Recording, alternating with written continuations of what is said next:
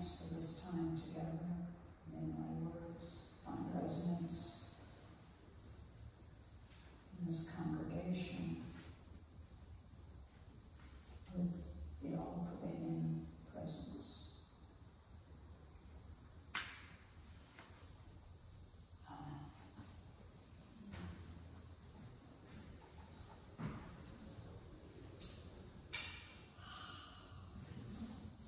Thank you so much, Clara Allen, for bringing together so many threads that maybe could be brought together this day. Thank you.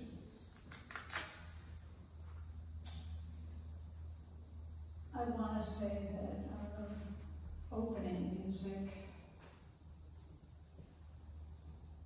reminds us, as you said, of the celebration on Wednesday of Juneteenth,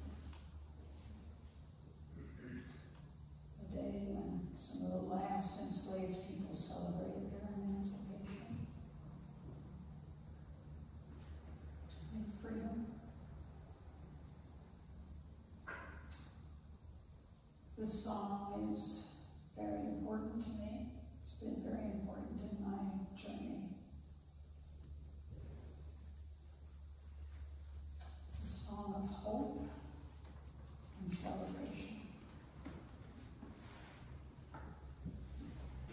And I'm encouraged that we now celebrate it as a holiday, at least in our corner of the world. One of my clients from San Francisco said, well, will we meet on the holiday? And I said, what holiday? Out of its documents, not really a holiday. San Francisco. Still, like so many other commemorations, the whole story is not only hope, but injustice, suffering, even terror. We hear it in the song, the road was stony. The rod was bitter. Hope died even before it was born.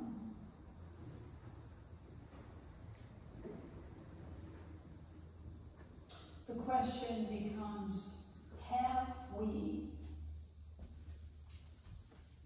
come to the place for which our fathers sighed? Is that the white gleam of our bright star that we think we see?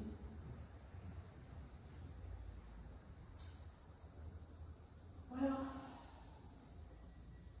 considering everything that's going on in our world, I think many of us would not know what to say. They would say they sighed all right, and we're sighing right now. But let's pause for a moment to consider what that place looks like.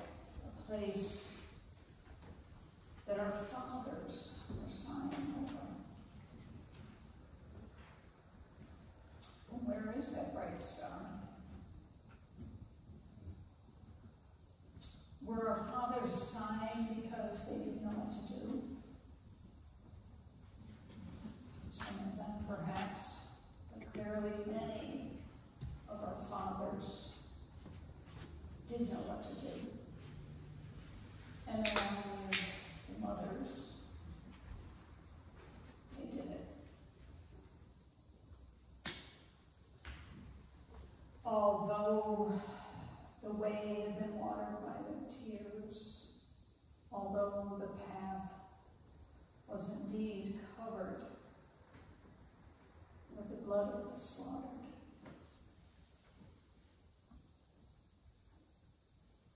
There is in that first verse a sense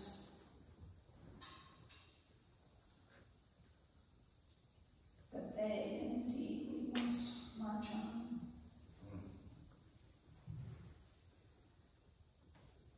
The recording in the written version of the message today was the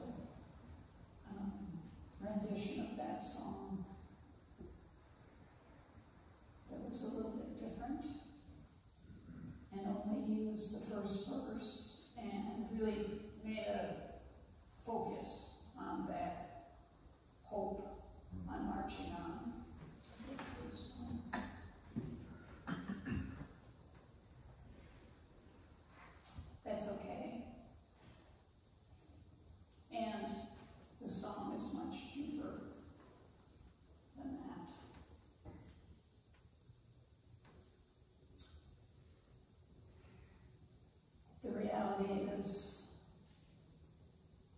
something that we often don't want to face. The reality of this place watered in tears and covered in blood. This song clearly and beautifully addresses this reality, this place of contradictions.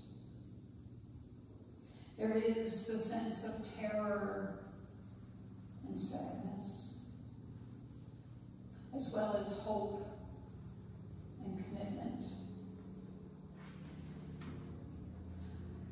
Howard Thurman addressed this contradiction on so many occasions. For instance, he wrote, "There rides always on the horizon a timeless, transcendent monitor by which not only is the direction of life somehow guided, but also by which a person is stabilized in the midst of the contradictions of experience." Wow. This transcendent monitor is clearly part of the quality that is made in her father's sigh. Perhaps even a sigh of relief from the horrors and despair. Relief that there is something riding on the horizon that can lead us, guide us. We are stabilized by this transcendent monitor. It injects hope. It leads and guides us in that place of contradictions, yes. But there's more Thurman has to say. He writes, "But this does not release a person from the necessity of seeking always to locate the profoundest religious insights in the very structure of life as a living human being, spawned from the womb of earth, and as a participant in that which sustains and supports all life on the planet." Ultimately, he says, all the dualisms of a person's experience as a creature must exhaust themselves in a corroborating unity fundamental to life. And he says, not merely dependent upon that which transcends life by whatever name a person seeks to patronize it. We may have to look that up and read it a few times to really get what Thurman's saying here. He's not dismissing the transcendent monitor and the stabilizing effect of it. Yet, he says we're not to be merely dependent upon it.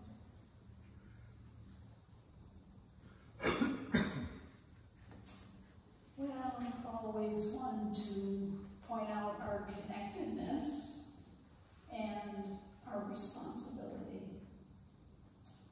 Thurman, as usual, gets to the heart of the matter,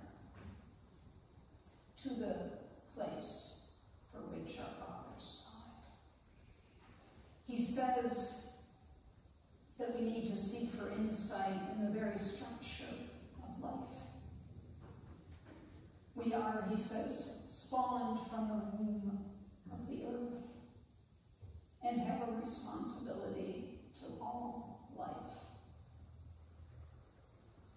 And this is, I think, the responsibility that may have also made our fathers sigh. be a heavy burden. Clarissa Pinkola Estes wrote about this burden in a poem entitled Father Earth.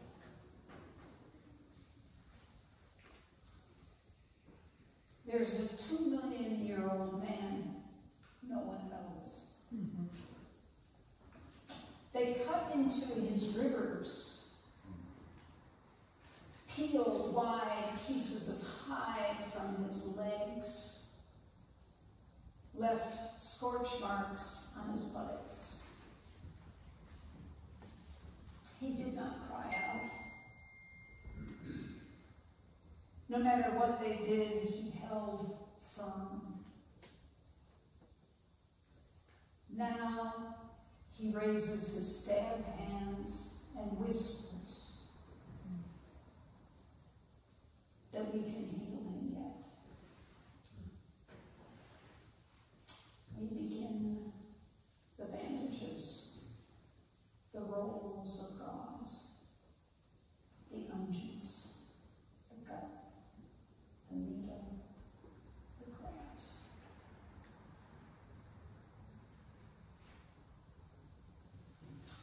This is a powerful image. The image of one abused and literally stepped on. The image resonates with the experience of our ancestors. The experience of our fathers, alluded to in our opening hymn. Matthew Fox wrote about this father in his book about the sacred masculine.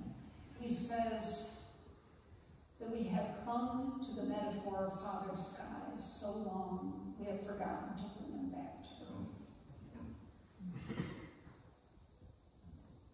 He points out that so often in our society, fathers have not been able to be the strong fathers that are needed. Perhaps they have fled to the sky, abdicating their responsibility as fathers, fleeing this burden. The vision of the cold, distant father in the sky supports this view. This vision of Earth Father or fatherly heart could help redeem him, says Fox. And I think it has, to some extent, as Claire pointed out. As an aside, I have 2 sons, some of you know, and in each of their respective families, they're the main caregiver to their children.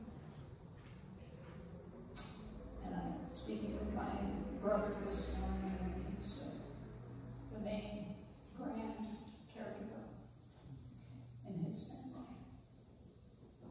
Father power, fatherly heart.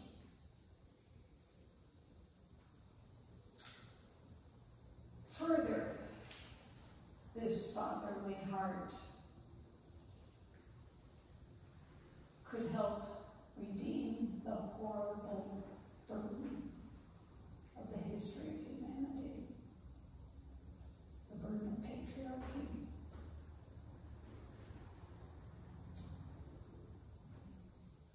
But despite that burden, we understand the qualities of the fatherly heart. Clara touched on them.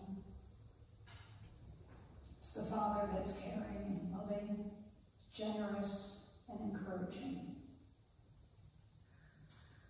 He gives courage to his children to face an often harsh and uncaring world. He listens to his children and guides them to see life in context, I would say. This is part of my own story.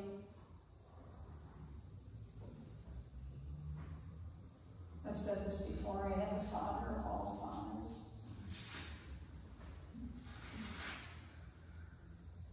I can feel his presence today. Not only was he a terrifically engaged middle-aged father to his own children after losing his own father at age 10, but also a father to his brother's children who'd lost their father. And then, when his children married, each marrying a person who had lost their father. So he became their father as well. He was a man that took his call to fatherhood seriously. Not only as an actual father, but as a mentor to many people, and a leader and teacher in his work in the community. My father helped people find their own inner compass, their inner teacher. He did this by mirroring their soul, their identity, often at a time when many were lost. Author and educator Parker Palmer speaks about this mirroring. He says, the human soul does not want to be fixed. It wants simply to be seen and heard. This is part of our understanding of child development.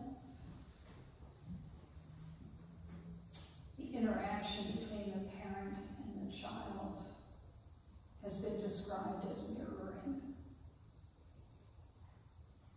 Because of the attachment with a caring adult, a child is able to see themselves, to learn about themselves, thereby developing into a caring, competent adult. When you were in my father's presence, you felt both seen and heard. My son Fred alluded to this quality of his grandfather when he said that when you were with him, you felt like everything was all right and that he was truly interested in you. There was none of that phony interest that we so often give people, especially young people. And it was this authentic interest that seemed to tease something out of you, to help you access the genuine in your own being. Thurman wrote about this process. He said, there's something in every one of you that waits and listens for the sound of the genuine in yourself. It is the only true guide you will ever have. This is clearly the process that my father helped people access. Thurman went further, alluding to our common source, that corroborating unity fundamental to life. He wrote, now, if I hear the sound of the genuine in me, and if you hear the sound of the genuine in you, it is possible for me to go down in me and come up in you. So that when I look at myself through your eyes, having made that pilgrimage, I see in me what you see in me, and the wall that separates and divides will disappear. And we will become one, because the sound of the genuine makes the same music.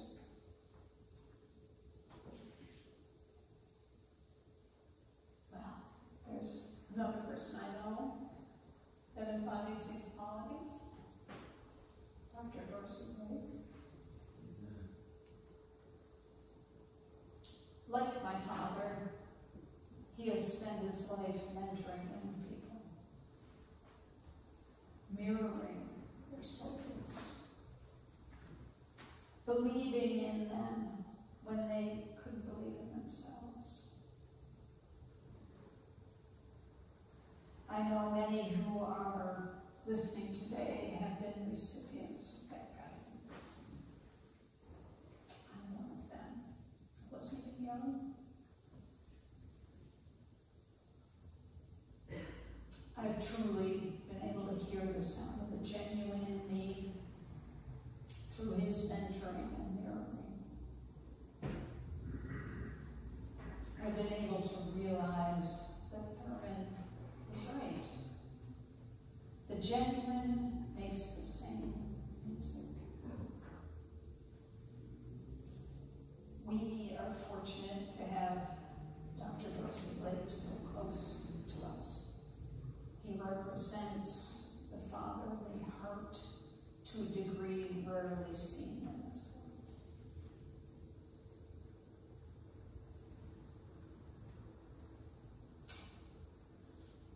And this is what we're hearing about in our opening hymn. We're hearing the advice of the fatherly heart that tells us to step into life fully, knowing that we're not alone, knowing that we can step with confidence into life, following the path of our ancestors and all our relations, the stars, the plants, the water, the rocks, the creatures of which we are all a part.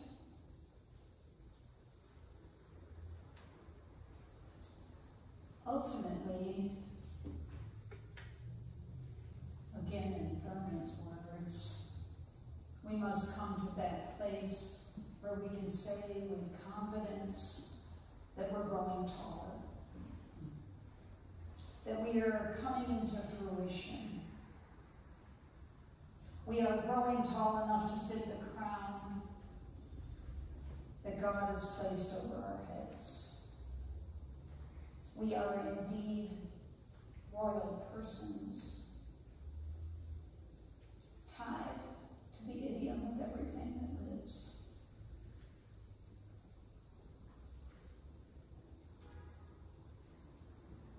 Through the strength and tenderness of the fatherly heart, may we embrace today the corroborating unity that is not merely transcendent, but rooted in the earth and in our relationships with each other, in our common existence. God of our weary years, God of our silent tears, as we are shadowed beneath thy hand. May we lay down